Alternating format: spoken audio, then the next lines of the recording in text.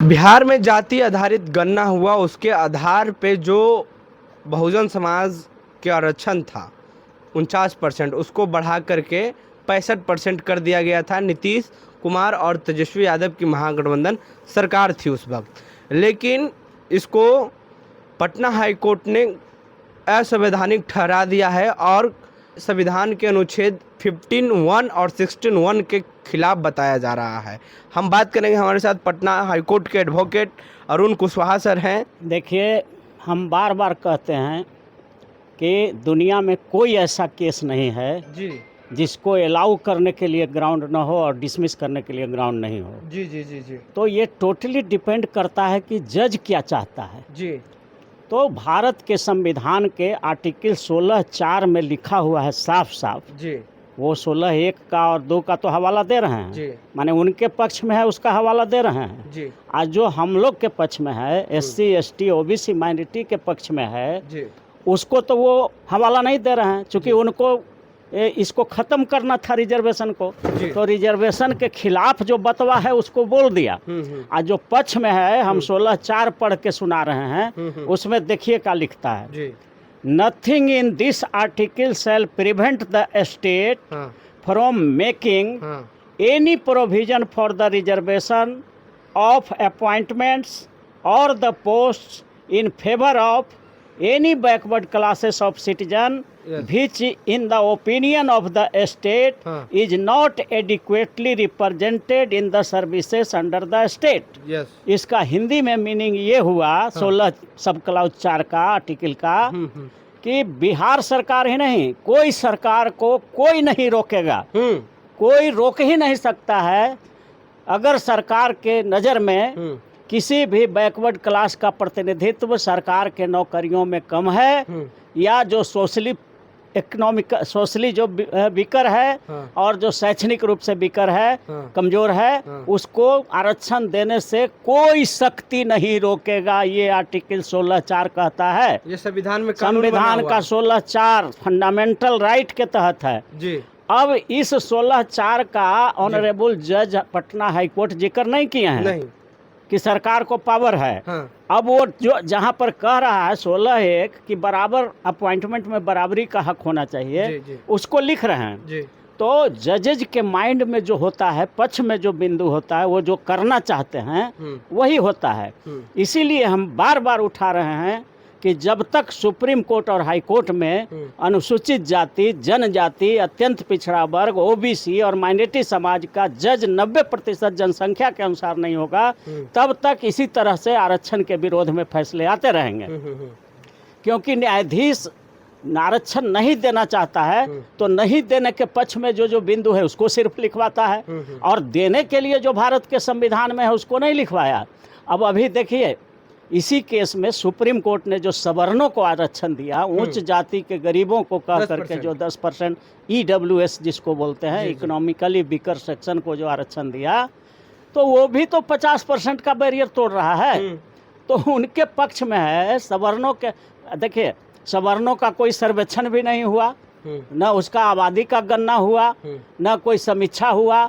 ये भी नहीं पता लगाया गया कि सवर्ण के लोग कितना हैं सरकार के नौकरियों में, और बिना सर्वे के, बिना ये देखे कि उनका कितना प्रतिनिधित्व है उच्च जातियों का, और आंख बंद करके मोदी सरकार ने आरक्षण दे दिया। 10% संख्या है और 10% आरक्षण दे दिया, और उसको सुप्रीम कोर्ट निगल गया, कहा कि हाँ हाँ हाँ ठीक है, इसमें कोई गलती नहीं है। तो चूँकि सुप्रीम कोर्ट में अनुसूचित जाति, जनजाति, अति पिछड़ा और अल्पसंख्यक समाज के जज नहीं हैं, जो भी हैं वो आरक्षण विरोधी समाज के ही जज हैं, तो वो अपने समाज के हित में संविधान का अपने हित में इंटरप्रिटेशन कर रहे हैं। अब जब सवर्णों को आरक्षण दिया हुआ तो वो बैरियर नहीं टूटा 50%, लेकिन SC ST OBC को जब आरक्षण देने की बात आई बिहार में तो वो बैरियर टूटने लगा। तो ये दो तरह के जो जजमेंट आ रहे हैं वो इसी कारण से आ रहे हैं कि अभी तक सुप्रीम कोर्ट और हाई कोर्ट में गरीब का बेटा, SC ST MBC OBC और माइनॉरिटी का बेटा जज ही नहीं है।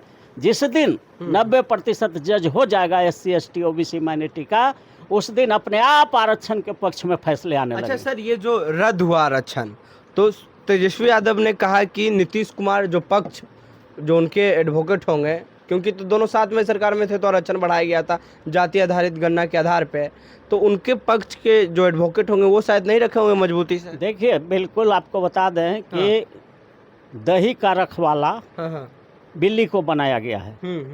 जितना भी ये आरक्षण को बचाने के लिए जो नीतीश कुमार ने जो वकील रखा है, पीके शाही भूमिहार समाज के हैं, विकास सिंह है उच्च जाति वर्ग के हैं, और भी जितने 4-5 वकील को नीतीश कुमार ने सरकार की तरफ से रखा, वो सब अंदर से चाहता था कि आरक्षण न हो, और उसने पक्ष को वहाँ रखा ही नहीं। पारा 63 में उसने गलत आंकड़ा दे दिया, कह दिया कि यहाँ बहुत रिप्रेजेंटेशन है SC ST OBC का नौकरियों में। अब जिसको आपने रक्षा के लिए बनाया है, वकील सरकारी बनाया है, वो आदमी आपके खिलाफ वहाँ बहस कर रहा है। उसको बहस करना चाहिए था, उसको बहस करना चाहिए था कि सुप्रीम कोर्ट ने सवर्णों को जब आरक्षण दिया 10%, तो उसमें भी तो बैरियर टूट गया था। तो ऑनरेबल जज साहब जब सुप्रीम कोर्ट बैरियर तोड़ा है, तो अब आप कैसे कह रहे हैं हाई कोर्ट होकर के उससे आप नीचे ना हैं, सबऑर्डिनेट कोर्ट हैं आप सुप्रीम कोर्ट का, तो आप कैसे कह रहे हैं कि 10% आरक्षण दिया तो उसमें जो है बैरियर नहीं टूटा, और ये 65 हो गया, 15% बढ़ाया गया तो इसमें बैरियर टूट गया?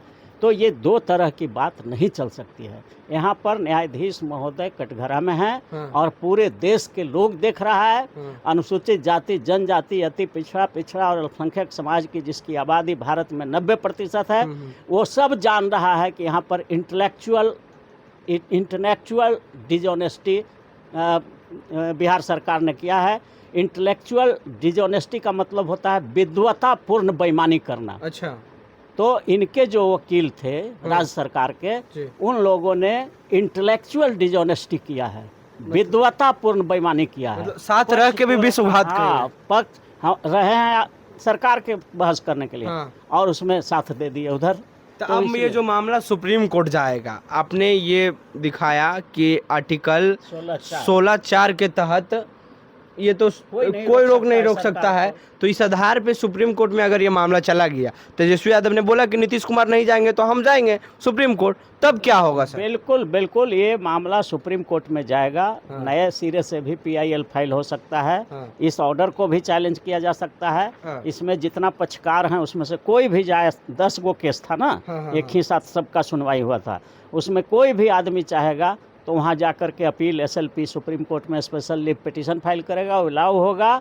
और अगर न्यायाधीश भारत के संविधान के अनुसार काम करेंगे, जी। तो नेचुरल है कि 16(4) के तहत सरकार को ये पूरा अधिकार दिया गया है। लिखता है nothing shall prevent the state, राज्य सरकार को कोई नहीं रोक सकता है पिछड़े वर्ग को आरक्षण देने के लिए अगर उनका प्रतिनिधित्व नहीं है तो। तो यहाँ पर आरक्षण के लिए 3 ही आधार है, जिनका प्रतिनिधित्व नहीं है, जो सामाजिक रूप से पिछड़ा है, और जो शैक्षणिक रूप से पिछड़ा है। तो ये SC ST OBC के समाज के लोग हैं, सामाजिक रूप से भी पिछड़ा है, शैक्षणिक भी पिछड़ा है, इनका प्रतिनिधित्व भी नहीं है। और आर्थिक रूप पर तो आरक्षण बाबा साहब ने नहीं दिया था, क्योंकि आर्थिक रूप से अगर आरक्षण दे दिया जाता तो जितना उच्च जाति के लोग हैं सब कम आय का प्रमाण पत्र बना लेते हैं। चूँकि उसी का BDO था, उसी का CO था, उसी को घूस देने के लिए पैसा भी था, तो वो DM था, कलेक्टर था, SP था, सब तो उच्च जाति का ही पहले होता था। अगर आर्थिक आधार पर बाबा साहब कर देते, वो 33 में बोले भी थे ये बात जो मैं बोल रहा हूँ कि हम आर्थिक आधार पर कर देंगे, तो पूरा फॉरवर्ड क्लास का जो उच्च जाति का लोग है सब कम आय का प्रमाण पत्र बना लेगा, इनकम सर्टिफिकेट, और कहेगा हम ही गरीब, हम ही गरीब, हम ही गरीब। SC ST OBC वाला बेचारा गरीब है, उसका BDO है, न CO है, न घूस देवे वाला पैसा है, उसका बन जाएगा 50,000 का सालाना इनकम, और झा जी मिश्रा जी का बन जाएगा 40,000 का, तो कहेगा हमरे आरक्षण दीजिए। तो इसलिए बाबा साहब बहुत दूरदृष्टि रखते थे, इसलिए आर्थिक आधार पर आरक्षण संविधान में उन्होंने नहीं किया था। लेकिन इसी काम को बाबा साहब के बनाए गए संविधान के सवर्णों को आरक्षण देकर के आर्थिक आधार पर आरक्षण दिया ना, इकोनॉमिकली वीकर सेक्शन, ये मोदी ने संविधान का ये किया। तो मोदी धीरे धीरे संविधान की कर रहा है, खत्मा कर रहा है।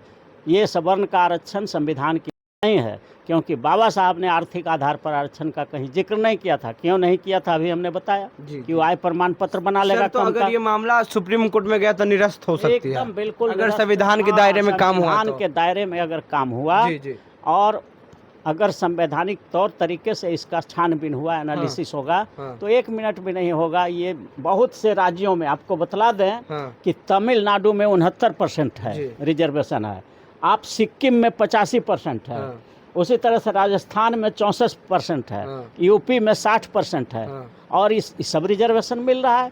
क्यों है ऐसा? जनसंख्या के आधार पर नहीं, जनसंख्या के आधार पर है। क्योंकि शेड्यूल 9 में जिस कानून को डाल दिया जाता है, भारत के संविधान के शेड्यूल 9 में अगर किसी कानून को डाल दिया जाए तो उस पर देश का कोई भी न्यायालय इंटरफेयर नहीं करेगा, वो कानून चलते रहेगा। लेकिन बिहार में नीतीश कुमार जी का जो एडवोकेट जनरल हैं, सरकारी वकील सब सवर्ण लोग हैं, उन्होंने सजेस्ट नहीं किया, इनको राय ही नहीं दिया कि अब कानूनवा तो बना दिए हैं, अब एक जल्दी से शेड्यूल 9 में मोदी जी को कह के डलवा न दीजिए, ये सलाह नहीं दिया। क्यों सलाह देने जाए? उसके समाज का आरक्षण खत्म होगा। तो इसलिए इसमें जितना दोषी नीतीश कुमार जी हैं, उतना ही दोषी सरकारी वकील लोग हैं, बिहार सरकार के वकील लोग हैं, जिसने इस केस में पक्ष नहीं रखा है। लेकिन एक मामला और है सर, हम अंतिम सवाल कर लेते हैं कि बीच में लोकसभा चुनाव था और इस पे बहस पहले से ही हो चुका था, लेकिन मामला पब्लिश नहीं किया गया, इसका रिजल्ट प्रकाशित नहीं किया गया। एकदम बिल्कुल ये 11 मार्च 2024 को ही बहस हो चुका था, बहस हो चुका था, जजमेंट रिजर्व रख लिया गया था और चुनाव होने दिया गया। क्योंकि ऐसा लग रहा होगा उन लोगों को कि दलित वोटर जो आरक्षण विरोधी ताकते हैं भारत का या बिहार का, तो आरक्षण विरोधी जो ताकते हैं उनको ये लग रहा था कि अभी अगर जजमेंट हम कर देते हैं इसको तो पूरा SC ST OBC नाराज हो जाएगा और भाजपा का एकदम सुपड़ा साफ हो जाएगा बिहार से। इसलिए एक गहरी कंस्पायरेसी के तहत, एक साजिश के तहत को तो दिग्भ्रमित किया। हाँ, वोट लेने के लिए इसको रिजर्व करके रखा गया। जब वोट ले लिया बीजेपी वालों ने, RSS वालों ने, तो वोट लेने के बाद जो है अब इसका पक्ष भी नहीं रखा बढ़िया से, और वो जो है पब्लिश कर दिया और आरक्षण छीन लिया। इसलिए हम बार बार कहते हैं कि सुप्रीम कोर्ट, हाई कोर्ट, जजेज अपॉइंटमेंट रिजर्वेशन बिल जो हमने बनाया है, उस बिल को पारित कराना आज उतना ही जरूरी है पार्लियामेंट से, जितना सांस लेने के लिए हवा और जीने के लिए पानी की जरूरत है। शुक्रिया सर बातचीत करने के लिए।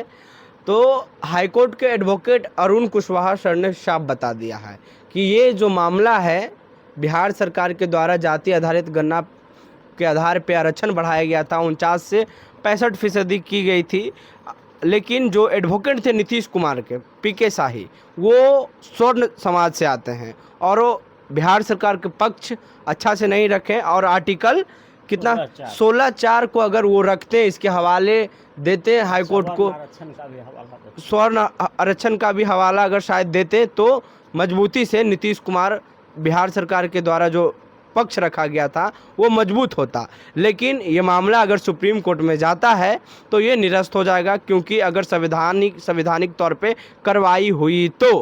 बहरहाल कैसे ख़त्म हुई रिजर्वेशन बिहार सरकार के द्वारा जो दिया गया था, यह अरुण कुशवाहा सर ने बताया है।